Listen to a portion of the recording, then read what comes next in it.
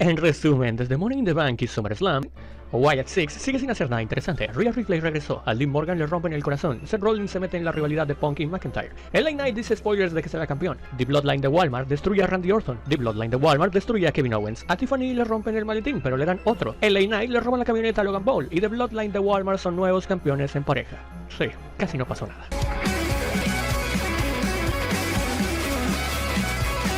Abrimos el evento más caliente del verano con la pelea que tiene detrás la historia más caliente del verano. Y eso sí, como ya lo sabemos, a Triple H le encanta iniciar con una gran lucha y cerrar con la mejor. Por eso la necesidad de al menos en cada pay-per-view tener una garantía de dos muy buenas luchas. Pero con Triple H nunca se sabe. En este caso podemos decir que le dio el clavo en unas cosas y existen irregularidades que hacen tener desde momentos épicos a esta lucha, tanto como momentos cringe. Sí, aunque el desbalance sea completamente opositorio. En la pelea entre Liv Morgan y Rhea Ripley hubo un comienzo poco prometedor que dejó a la audiencia inquieta. Liv Morgan tratando de jugar juegos mentales, huyendo en la medida de lo posible, y una Rhea Ripley que en lugar de ser brutal, característica que tanto había hablado, que al volver le iba a aplicar a Liv Morgan, pasaba a las sombras porque prefería reírse y tomarse el tiempo como si todo lo tuviera controlado. Sin embargo, la contienda pronto se transformó en un emocionante combate que desafió la predictibilidad en la narrativa que siempre suele tener la parte creativa en la gestión de Triple H. La multitud que inicialmente parecía escéptica y sabía hacia dónde iba la lucha se convirtió en un público entusiasta que animaba a ambas competidoras y estaba expectante sobre cómo iba a ser el actuar de Dominic. La sobreactuación de Liv Morgan y Rhea Ripley en algunas partes sí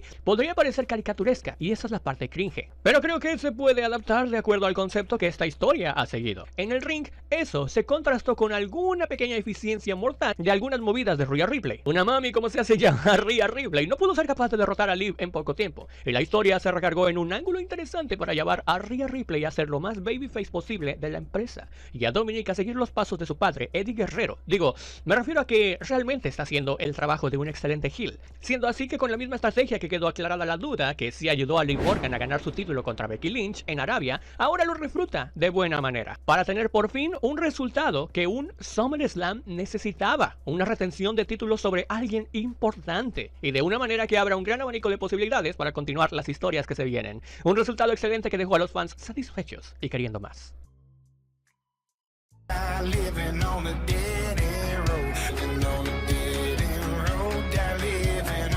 El campeonato devaluado intercontinental, desde el reinado de Sami Zayn, ha estado en la necesidad no solo de buenas luchas, sino también de buenas historias. SummerSlam es un evento que debe tener como prioridad levantar las piedras en el camino que no dejan avanzar y tener el momento prime de estos títulos. Bueno, en general de cualquier título. Sin embargo, parece que en esta lucha, Sami Zayn no se levantó con ganas de trabajar. En esta lucha, una vez más, predomina la misma tónica reprimiente de cualquier sentimiento de emoción que puedas sentir o de esperar algo nuevo.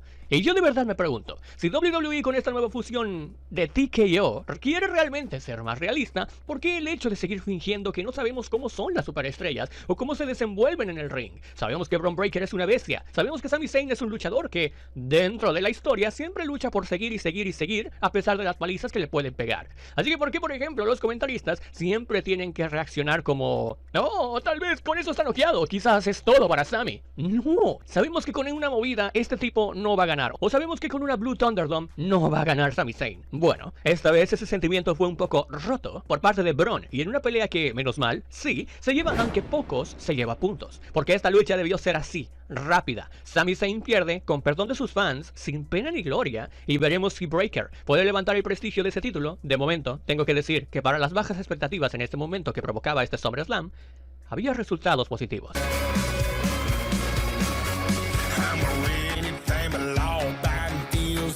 Hasta el momento no he conocido lucha mala de Logan Paul en WWE y esta noche, con su lucha número 14 contra LA Knight, ya en la historia, puedo mantener esa frase como algo cierto. Porque sí, Logan Paul será lo que sea como persona, te podrá caer bien o mal, pero el talento que tiene en el ring es simplemente innegable. Y eso se sigue manteniendo invicto e incluso evolucionando cada vez que se sube a un ring. En la batalla de habladores y la batalla de patrocinadores, Prime contra Slim Jim, si bien la lucha era predecible desde el momento en que se pactó y LA Knight buscó a Logan Paul para luchar, me alegra saber que la llama de exaltación que siguen teniendo los fans por LA Knight no se apagó antes de tiempo, y en un gran desenfreno de nuevas y creativas movidas, Logan Paul y LA Knight le dieron un gran espectáculo a Cleveland, para confirmar una tercia de luchas que abrió SummerSlam de una gran manera. El Caballero de Los Ángeles trapeaba por un momento la lona con Logan, así como rompió las ventanas de su auto Prime. Sin embargo, Logan se recuperaba, pero volvía nuevamente a golpear su cabeza contra la mesa de comentarios. Aunque eso sí, Logan tenía sus amigos de su lado, lo que nos anticipaba que algo podría pasar. Desnucadora en la mesa para Logan que no se derrumbaba, lo que hace que duela más. Y todo esto había pasado sin que sonara la campana aún. En una vigorosa forma de presentar el ritmo de las luchas que habíamos tenido hasta el momento. Springboard Crossline más batalla de puños en el centro del ring, mientras que Logan nos demostraba por qué es uno de los mejores luchadores que hay en la WWE, en toda regla. El encuentro tomaba diversas maneras creativas de crear reversals y que cada uno gane la ventaja a su manera. Luis Alberto nos regalaba un suplex ya típico parte de su arsenal, con un giro que casi lo convirtió en un brainbuster. No sé si estaba planeado así, pero se vio muy bien. Logan se veía en apuros, por lo que la única parte mala del encuentro se posiciona en la parte final, donde después de que Knight bofetee y pise a los amiguitos de Logan, el músico le pase el Brass Knuckles, que parece ser el único punto en la narrativa de los combates importantes de Logan que siempre tiene que recurrir a él, al menos como distracción. En este caso sí conectó un golpe a Luis Alberto, sin embargo en una transición limpia, Logan intenta su crossline con vuelta sobre las cuerdas, el cual es revertido para mandarlo a dormir y tener nuevo campeón de los Estados Unidos, en lo que hasta el momento era la lucha de la noche, y lo que nos dejaba con un nuevo panorama de campeones midcard. Solo faltó cerrar con broche de oro y que el caballero de Los Ángeles se fuera en su carro de Slim Jim sobre el logo de Prime. Pero bueno, supongo que eso causaría problemas empresariales.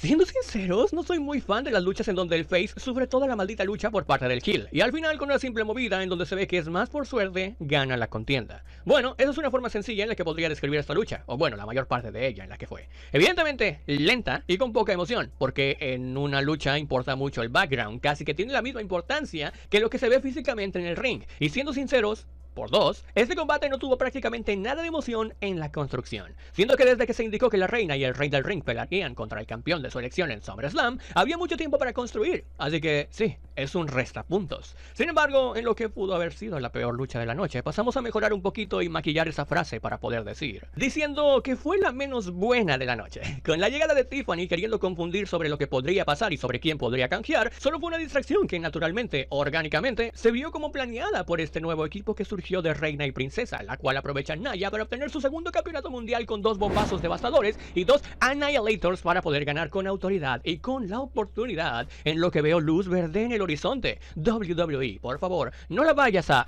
Con este equipo que tiene una campeona mundial y una portadora del maletín, puede tener mucho oro entre sus manos, con las historias que salgan de ellas. Mientras que para Bayley, no es más role model, siendo la hugger, la abrazadora, que siendo la role model. Definitivamente tiene que regresar a ese su personaje, poco a poco.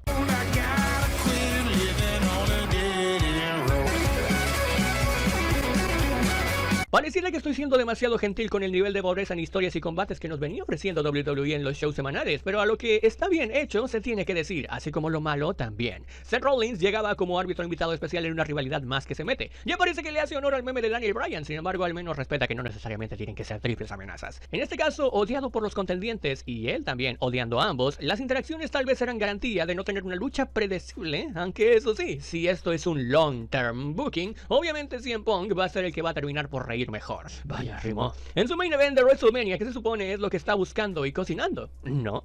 Con todo y eso, el más probable que se llevaría esta victoria era Drew McIntyre. Ambos entraban y generaban esa tensión en el ambiente. Más entre Punk y Rollins que se puede sentir a través de la pantalla que hay odio real. Sin embargo, esta lucha no iba a ser tan acorde a lo que el evento nos estaba mostrando. No marcando un downgrade como tal, pero para una rivalidad que se sentía tan personal cuando finalmente se encontraron McIntyre y Punk en el ring, que lleva construyéndose, ojo, desde Royal Rumble, se desenvolvió demasiado lento. El fuerte de esta rivalidad está en las palabras, en la guerra sucia que puede formar este triángulo de odio. Y nuevamente se le vio, quizás sí, un poco mejor que la anterior vez, pero súper faltante de cardio otra vez. CM Punk usa la caminadora. Sabemos que viene recuperándose de una lesión y una derrota de la manera en la que se le llevó no le sienta tan mal. Rollins no se llevó tanto el foco de atención como se esperaba que se lo llevara. Dejó desarrollar la lucha sin countouts y prácticamente siendo bastante permisivo. No obstante, cuando llegó el momento de la silla, detuvo a McIntyre y en un intercambio de malentendidos terminó favoreciendo a este mismo, al escocés, porque Punk se enfocó más en Seth, recibiendo así un golpe bajo y una Claymore para que Drew continúe con la pulserita, que me parece un accesorio no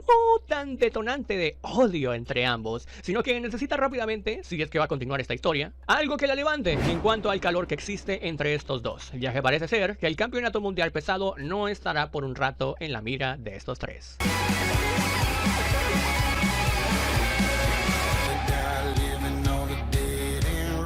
Y hablando del campeonato mundial pesado, otra lucha que tiene que ver con el derecho que se ganó el rey del ring, ganado por el austriaco, no tiene una gran historia detrás. Priest viene en una transición de heel al que nadie le reaccionaba, hacia un face que requiere de la compasión y empatía del público. En esa línea volátil que tienen con él en este momento, tanto sus fans, los neutros como los que no les gusta Damian, esta lucha se siente como un interludio el cual no sabe hacia dónde tirar, afectando a ambos más que beneficiándolos. Aún así, a estas alturas del evento podemos confirmar que estábamos ante el SummerSlam de buenos resultados, si bien el 80% de ellos eran predecibles. Lo que se viene después de este evento justifica muy bien la noche que se tuvo hasta este momento. Con un combate físico y vaya que bastante, por lo que pueden ver en el pecho de Gunther, la contienda se basó en quién de las dos torres se derrumbaba primero a machetazos, lazos y en lo poco que se podía hacer un suplex o una que otra movida. Una pelea en la que ambos se vieron poderosos. Sin embargo, en la noche con sus pequeños segmentitos de backstage nos confirmaba que el Jealousy de Finn Balor alcanzaba su límite y se podría venir una traición. Como siempre, el Triple H confirmándotelo y avisándolo, gritándotelo por todas partes. Lo que hace salir a darle no solo la puñalada en la espalda a Damian, sino que a terminar de convertirlo en face, y tal como pasó con Rhea Ripley, ponerle el último clavo al ataúd del Judgment Day, el cual murió esa misma noche. Bueno, y ya era hora, ¿no? Teniendo así un Gunther ganando por rendición, nada que se desvaneció ni nada por el estilo. Para mí esto es rendición o knockout. Así que tenemos nuevo campeón mundial pesado. Gunther celebra con su esposa Ginny, ex superestrella de NXT UK, y agárrense que tenemos reinado para rato, quizás como el del Intercontinental. Y claro, mucho drama familiar.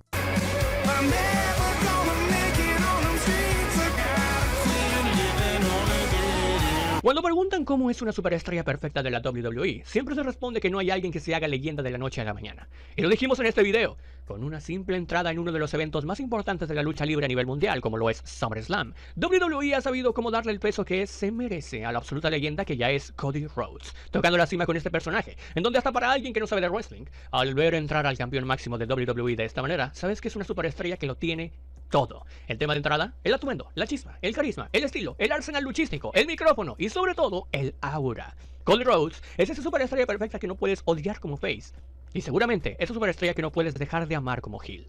Así entraba Cody Rhodes a una lucha en donde solo Sikoa, de acuerdo a su construcción, se proclamaba el nuevo jefe tribal. Un jefe tribal con un nuevo bloodline sin el aura del original, que no se sabe si fue hecho así a propósito para no opacar ni tratar de alcanzar lo que hizo Roman, sino que se viera como una copia barata. Adrede, ¿sabes? Como sea, en otro de los resultados predecibles, el cómo marcaba una gran incógnita entre los espectadores. Es Bloodline Rules, que por cierto, parece que se le olvidó presentar la lucha de esa manera al principio a Samantha. Sin embargo, la primera parte del encuentro recordaba un poco a los encuentros de Roman Reigns en su etapa final del reinado indiscutido. Alguien que se tomaba su tiempo para atacar y hasta parecía en cámara lenta. Sin embargo, Cody contraatacaba como podía en un buen balance en el intercambio de dominios. Solo Sikoa sacaba un nuevo cabezazo de costa a costa, y Cody hacía lo que podía con Cody Coders. Aún así, la lucha se sobreexplotaba un poco con los finales falsos y excesivo castigo para Cody Rhodes, el cual ya empezaba a tener tintes de invencibilidad. Y ojo, el estado actual de The Bloodline con Jacob Fatu estaba cercano a cómo se encontraba Cody Rhodes en ese momento. Además, choca un poco porque tras el derribo de Jacob Fatu, castigo y más castigo, una plancha sobre la mesa en el que la torpeza bruta de Jacob Fatu hace que se lastime, más el golpe final de Solo Sikoa, no es suficiente para Cody. Ojo con esto en un futuro. Sin embargo, antes de eso, hacen eficaz el comodín de lo que significa Bloodline Rules. Regresos. Así como en WrestleMania cuando el jefe tribal era el campeón y Cody el retador, que entraron 3 luchadores a ayudar a Cody a ser campeón, en esta ocasión, de manera poética, se intercambiaron los papeles, ya que si bien los regresos no fueron tan sorpresivos como lo fue John Cena y The Undertaker para ayudar a Cody en WrestleMania, Kevin Owens y Randy Orton aparecieron aquí para librarse de Tama Tonga y Tonga Loa. Jacob Fatu se dejó fuera a sí mismo y Roman Reigns regresó con una música que representa un mix que eleva la grandeza del nivel en el que se encuentra ahora. Y es quien, invirtiendo los papeles, repito, termina por ayudar a Cody a retener. Al parecer los Bloodline Rules benefician más al que no es parte del linaje, y en la sección de detallitos solo me gustaría mencionar: fue un inicio lento. ¿Te has dado cuenta que hay cada vez más publicidad? Creo que en nuestras mentes se veía peor. Solo Sikoa debe mejorar bastante sus expresiones, pero parece que es cosa de samoanos el tener una boca inquieta que no deja de moverse. Cody Rhodes parece que se peina demasiado, pero también Cody mira mucho a la pantalla. Quizás ahí es donde esperan una especie de señal sin que se dé cuenta el público. Pero bueno, todo eso y más son detalles sin importancias, porque realmente, a final de cuentas, con todo lo predecible y todo, este SummerSlam está muy por encima de la media y el desastroso camino de eventos que veníamos arrastrando después de WrestleMania. Así que yo por eso le doy 4 estrellas como calificación personal, y es, por supuesto que, muy bueno.